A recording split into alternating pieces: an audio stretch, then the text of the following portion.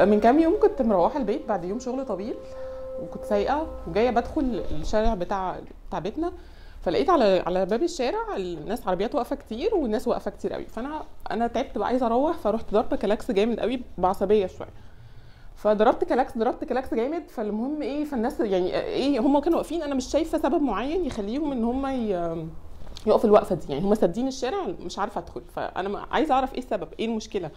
فما كانش فيه مشكله ولا حاجه، بس هم واقفين بيتكلموا واقفين، يعني ما فيش سبب معين. فلما ضربت كلاكس جامد الناس اتضايقت قوي، بس عديت الشارع. فالمهم عديت، فراح الراجل اللي كان واقف، واحد من اللي كانوا واقفين، ايه مستعجله على ايه؟ وبعدين بعد ما مشيت كده شويه وبعدين راح يقول لي يخرب بيت مناخيرك. يخرب بيت مناخيري؟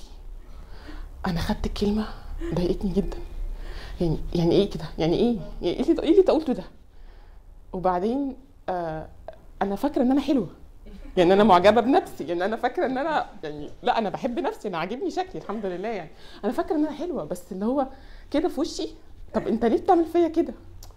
وبعدين بعد ما اتضايقت شويه كده بعدين قعدت افكر، لقيت ان انا زمان برضو كنت باخد الكومنت ده على فكره، يعني كان احنا لما كنا بنات في ثانوي كان كتير قوي بقى، انتوا عارفين البنات في ثانوي ما لهمش حاجه في الكلام غير الكلام ده، شعرك وعينيكي وحواجبك ورجليكي وايديكي، ما كانش فيه فاللي هو ايه يا جماعه. فانا كانت عندي مشكله يا جماعه، انتوا مش متخيلين انا كانت مناخيري مزعله ناس كتير قوي طب انت عملت لكم ايه؟ طب مناخيري مش فاهمه يعني فبعد فتره يعني بعد ما كبرنا وكده، فانا المشكله يعني ماشي، طب ايوه سيبكم من الناس وسيبكم انها بتعلق على الكلام ده وانها بتعلق على اشكال ناس تانية.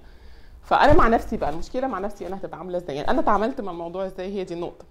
اولا دي حاجه ربنا خلقني بيها، يعني دي ربنا حاجه ادهاني، ربنا اختار لي شكلي كده، طب انا هعترض ليه؟ يعني انا هعترض على اختيار ربنا ليا؟ طب ما ربنا اختارها لي، انت هتعترضي على اختيار ربنا ليكي؟ دي حاجه. الحاجه الثانيه، في حاجات كتير قوي في شكلنا مش عجبانا، صعب ان احنا نغيرها. ممكن في حاجات كتير، تخين تخس، رفيع تتخن، بس في حاجات صعبه قوي ان احنا نغيرها. طب ليه؟ يعني ما دام حاجه صعب ان انا اغيرها، طب ما انا احبها عشان تحبني.